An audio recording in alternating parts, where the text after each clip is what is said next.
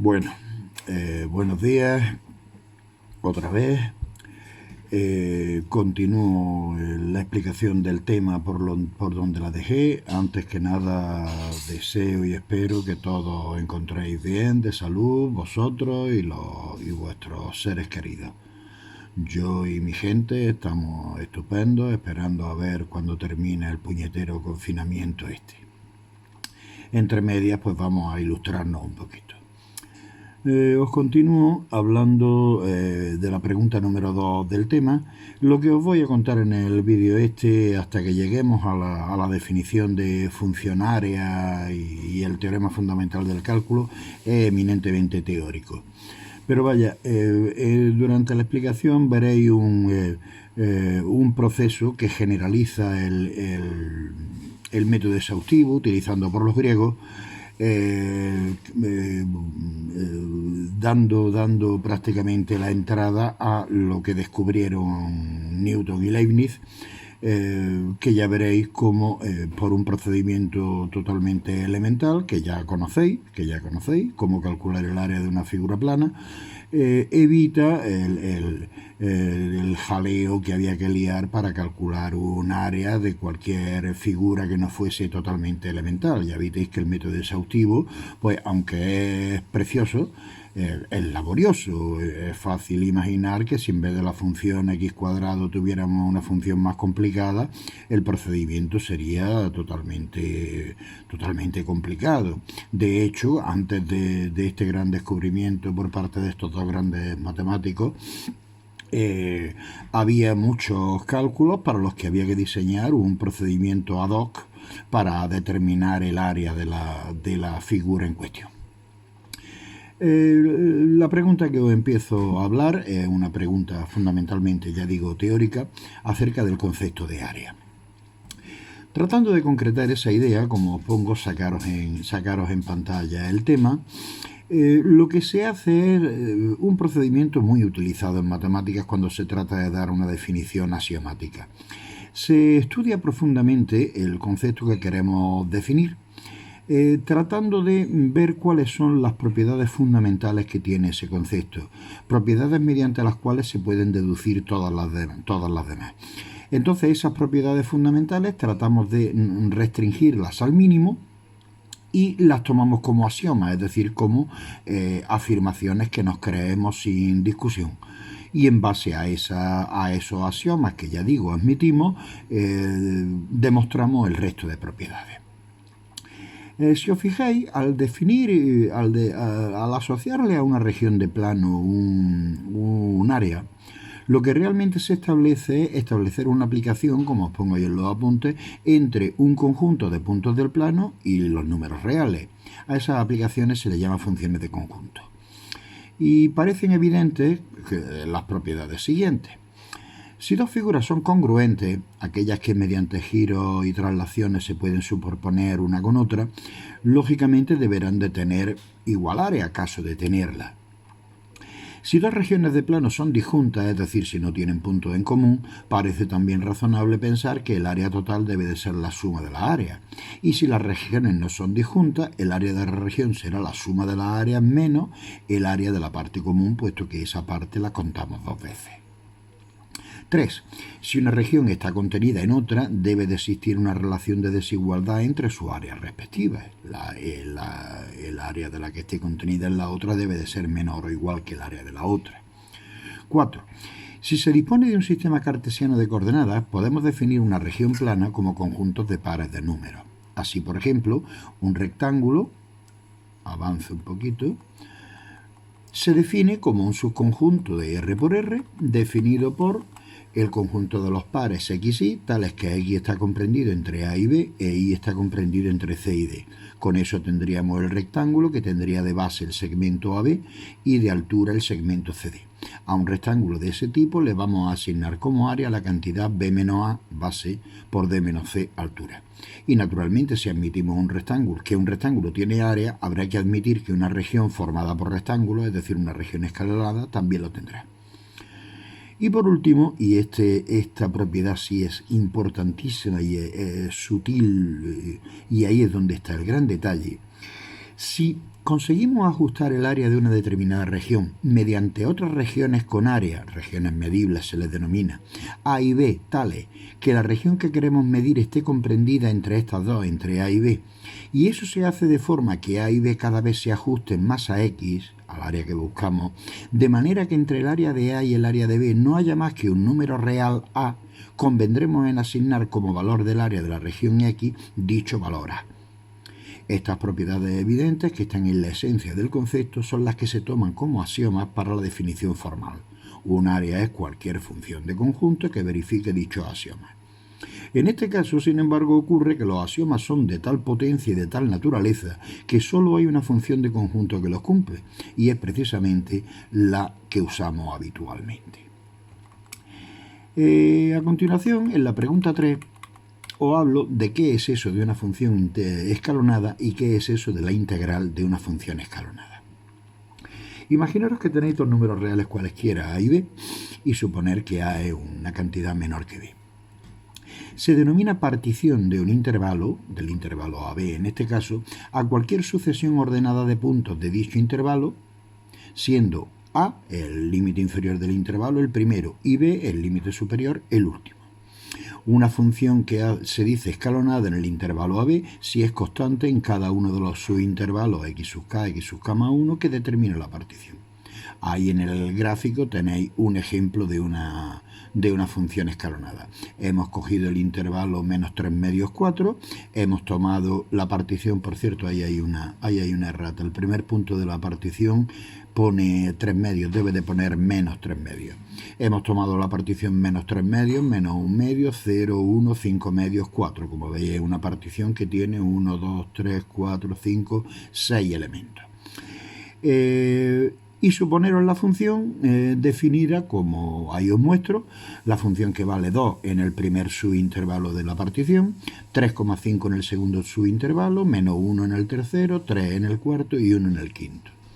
Si e y sub k el valor constante de la función en el intervalo x sub k más 1, se define la integral de esa función escalonada y se nota como integral entre a y b de f como la suma desde 0 hasta n-1 de xk menos 1 menos xk, es decir, la suma de las bases por las correspondientes alturas. Naturalmente, esa integral lo que nos daría es la suma de las áreas de todos los rectángulos que se forman con esa determinada partición. Concretamente en este caso, después os lo haré y os lo mandaré en un archivo, el área pues debe de salir, pues fijaros, el primer rectángulo tiene de base 1 y de altura tiene 2, así que ya llevamos 2 unidades de área. Esperaros que voy a ir apuntando, lo hacemos sobre la marcha. El segundo rectángulo tiene de base 0,5 y de altura 3,5, por tanto el área sería 2,05 por 3,5. El tercer rectángulo tiene de base 1 y de altura menos 1. El cuarto rectángulo tiene de base 2,5 y de altura tiene 3. Y el quinto rectángulo tiene de base 1,5 y de altura tiene 1. Es decir, 2 más 0,5 por 3,5, 1,75, menos 1, más 2,5 por 3, que son 7,5, más 3 por 1, más 1 por 1,5, que es 1,5. Es decir, 2 menos 1, 1, 1, 1 y 7,5, 8,5, 9, 10, 11,75. La integral de la función escalonada f en el intervalo menos 3 medios 4 valdría 11,75, hemos dicho, ¿verdad? Bien, pues esa definición de integral de una función escalonada es generalizable. Paso a la pregunta 4, es generalizable a lo que se denomina integral definida de una función. En principio la supondremos continua en un determinado intervalo. Imaginaros una función continua definida en un intervalo cerrado AB y tratamos de averiguar el área del recinto limitado por la curva, la que supondremos por ahora, ya digo, positiva, las verticales x igual a y x igual a b y el eje de abscisas. Ese recinto lo vamos a representar por R, F, A, B. recinto formado por F y las verticales A, B y el eje X. Para ello, ya veréis que lo que vamos a hacer es una cuestión. Ya os dije que el método del procedimiento exhaustivo sembraba el germen de lo que era la definición de integral definida. Tomamos para ello una partición del intervalo AB. Suponeros que la partición está formada por los puntos A, el que le llamamos x sub 0, x sub 1, x sub 2 y el último x sub n, el valor b. Como la función f es continua a b, lo será en cada uno de los subintervalos xk, xk-1 que determina la partición. El teorema de Weierstrass, visto ya cuando hablamos de funciones continuas, garantiza que la función alcanzará su máximo absoluto, vamos a representarlo por m mayúscula sub k, y su mínimo absoluto, m minúscula sub k, en cada uno de los subintervalos que determina la partición. Bien, se pueden así entonces formar las dos siguientes sumas. Una vamos a representarla por IFP, que es lo que vamos a denominar la suma inferior asociada a la partición, que serían la suma de los productos de las bases de los rectángulos por los mínimos de la función en cada uno de los subintervalos.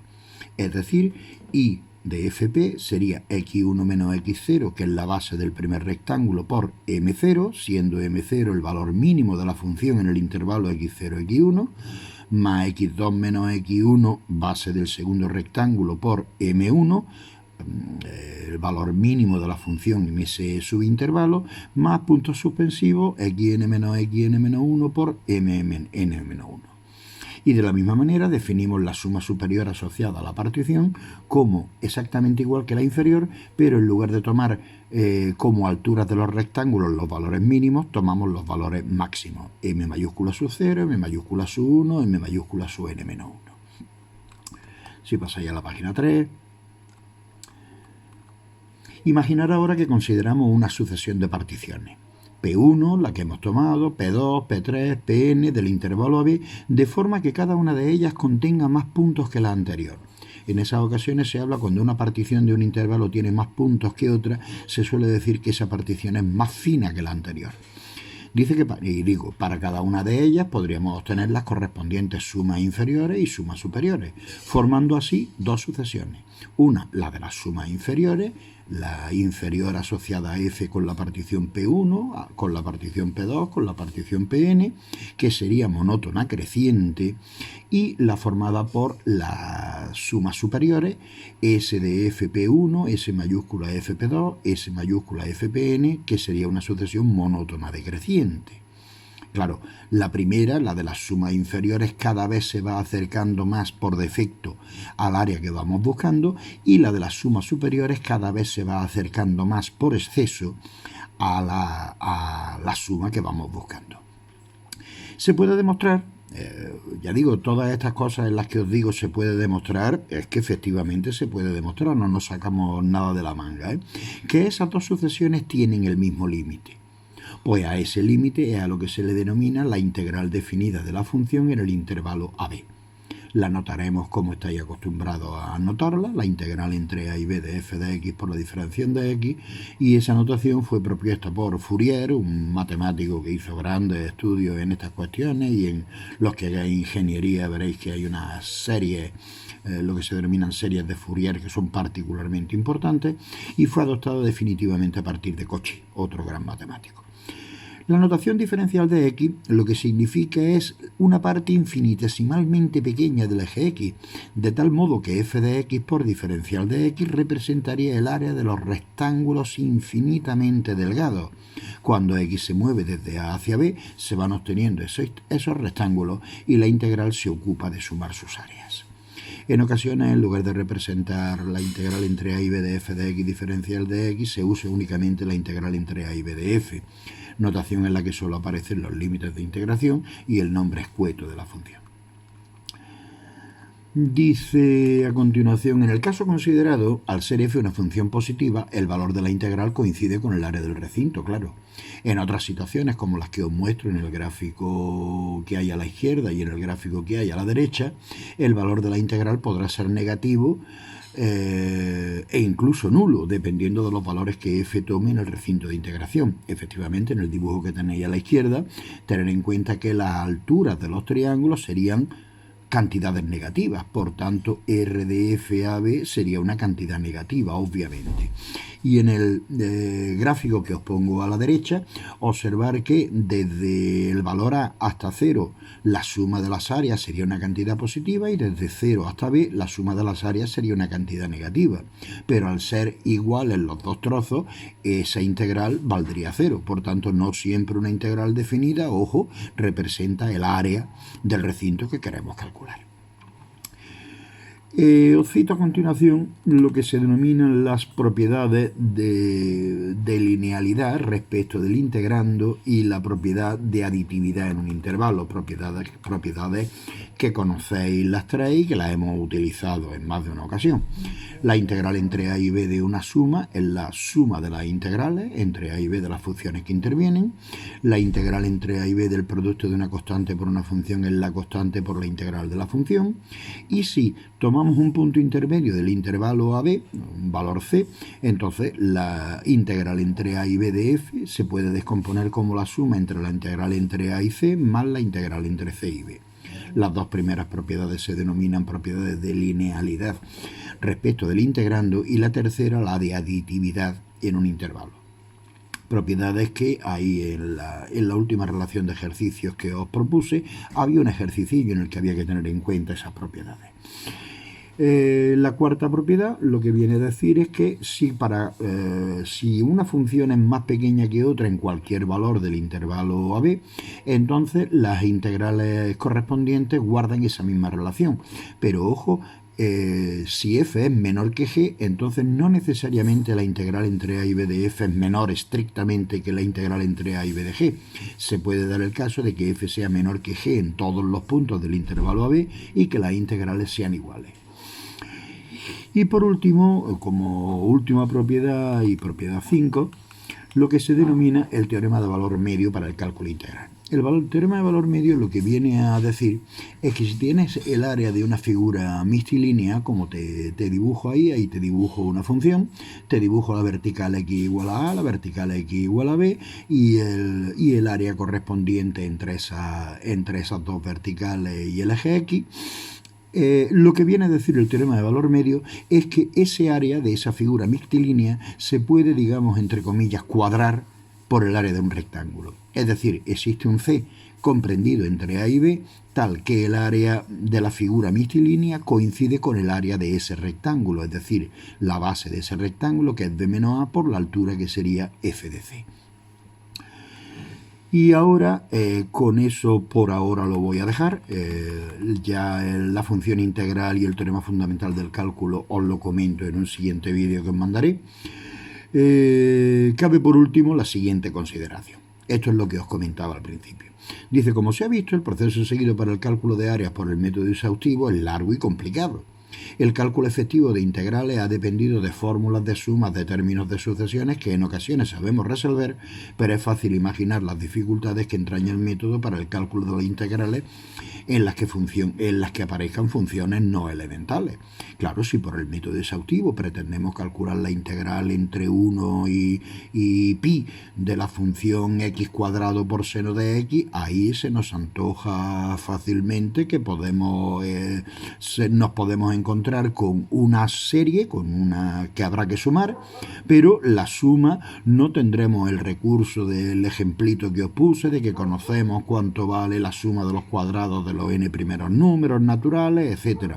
Esto es lo que os comentaba, que antes constituía el gran problema del cálculo de áreas de figuras no rectangulares o de áreas de figuras cuya área no era conocida, que había en muchas ocasiones que diseñar un procedimiento específico para calcular dicha área y en ocasiones totalmente imposible.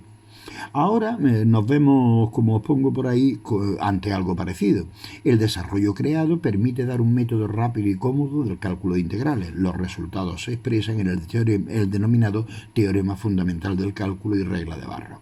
Es decir, en la pregunta 5 lo que vamos a hacer es ni más ni menos, vamos a definir una función que se define a través de una integral. A esa función le vamos a llamar función área y de ahí el nombre de teorema fundamental del cálculo. ¡Oh maravilla! Resulta que esa función es una función derivable y que su derivada es precisamente la función f minúscula. Eso es lo que viene utilizando desde el año pasado cuando enseñamos a calcular el área del recinto limitado por una función, un par de verticales y el eje X. Aquí lo dejo por ahora y ya digo, no sé si esta tarde o mañana completaremos la preguntilla. Que sepáis que esto pues os lo estoy contando más que nada para enriquecer vuestra formación. De esto nunca ha caído nada en selectividad. Pero en fin, entiendo que es un aspecto formal importantísimo y bellísimo de las matemáticas, y de ahí la explicación que os doy en estos apartados. Ya veréis que la demostración del teorema fundamental del cálculo es también otra obra maestra. En fin, nada más, aquí lo dejo, espero que os haya servido de provecho. Ya en el próximo vídeo terminamos el capítulo y os propondré unos cuantos ejercicios. Ahora os voy a mandar una relacioncilla de ejercicios para que hagáis alguna cosilla, y esa relación me la debéis de enviar. A ver, yo tengo que poner nota el martes, como mucho el domingo por la noche. Bien, nada más, saludos, seguir bien, cuidaros, ser respetuosos con las medidas de confinamiento, y nada, espero veros personalmente y daros un abrazo próximamente. Hala, hasta otra.